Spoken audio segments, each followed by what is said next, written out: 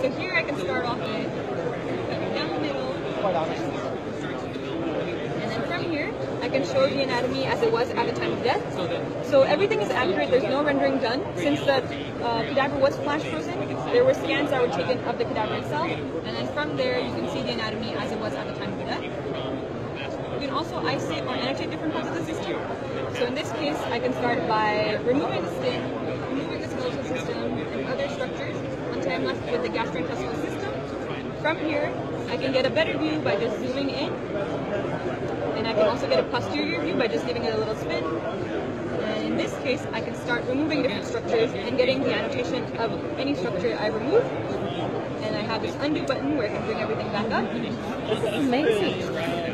And in this case, you can also have concurrent views of, let's say, the muscular system and skeletal system, and also start removing different areas to see regional anatomy and other types of anatomy as well at the same time. If you don't want to look at the anatomy as a whole, you can also see regional anatomy.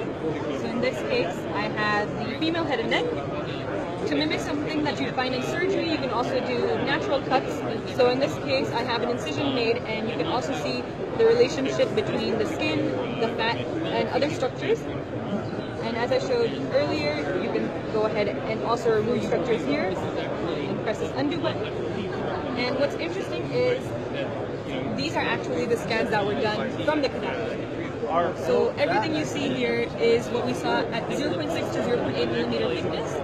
And so each time I turn around, slide through these sections, I can see where you guys and you're not just limited to the head and neck, you also have areas like the brain, larger areas like the thorax and the abdomen, all the way down to the leg and foot.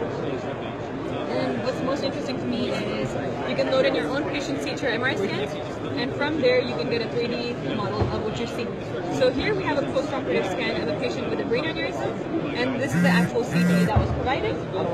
You can go ahead and slide through the CT and see exactly where the clips were placed as well. So if I go down here, it'll show where it is here.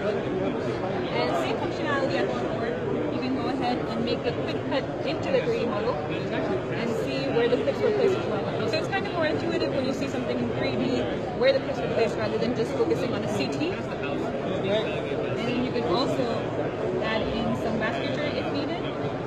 And you can also bring it back down. There's other ways where you can utilize this, where I bring in transparent soft and hard tissue. And so in this case, you still see where the clips were placed.